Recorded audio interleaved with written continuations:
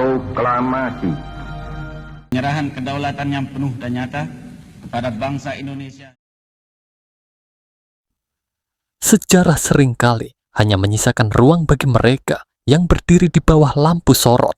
Kita mengenal Soekarno dengan oratorinya yang membakar jiwa, dan Muhammad Hatta dengan ketenangan diplomasinya.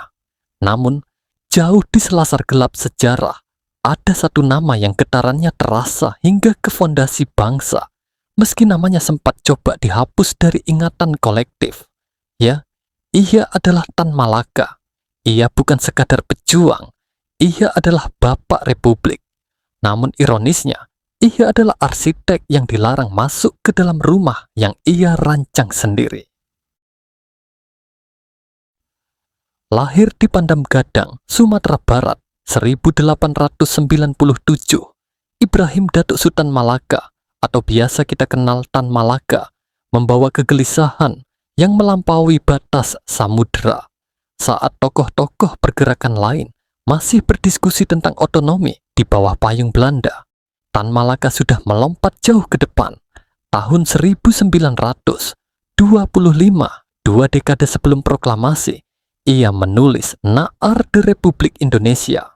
Di saat kata Indonesia masih asing dan Republik dianggap kegilaan, Tan Malaka sudah menyusun cetak birunya. Buku kecil itu bukan sekadar teks politik. Itu adalah kompas bagi para pemuda, termasuk Soekarno, yang kelak akan memimpin bangsa ini. Hidup Tan Malaka adalah rangkaian pelarian yang melelahkan. Ia menjadi manusia paling dicari oleh intelijen lintas benua. Dari Moskow, Berlin, Manila, hingga Shanghai, ia bergerak seperti hantu menggunakan belasan nama samaran, menyamar menjadi guru, buruh, hingga pengemis. Ia tidak mengejar harta atau jabatan. Ia hanya mengejar satu hal, kemerdekaan 100%. Baginya, kemerdekaan bukan untuk dinegosiasikan di meja perundingan yang penuh asap cerutu kolonial. Kemerdekaan harus direbut dengan tangan yang berlumur debu perlawanan. Tragedi sebenarnya dimulai justru ketika Indonesia telah merdeka. Di tengah euforia 1945, Tan Malaka berdiri di posisi yang paling berbahaya. Ia menolak kompromi.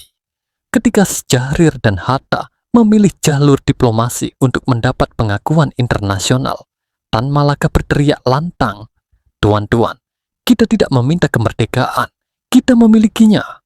Baginya, berunding dengan Belanda adalah bentuk penghinaan terhadap darah para syuhada.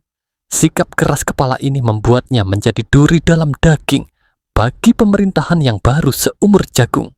Sang revolusioner yang menghabiskan 20 tahun di pengasingan demi melihat Indonesia merdeka, justru dipenjara oleh saudaranya sendiri tanpa pernah dibawa ke meja hijau. Tahun 1949 menjadi saksi bisu dari pengkhianatan paling menyakitkan. Di lereng Gunung Wilis, Kediri, di tengah kekacauan agresi militer, langkah sang hantu revolusi akhirnya terhenti. Bukan oleh peluru Belanda yang mengejarnya puluhan tahun, melainkan oleh peluru dari senapan tentara Republik yang ia dambakan. Tanpa proses hukum, tanpa nisan yang bernama, ia dieksekusi dalam kesunyian yang mencekam.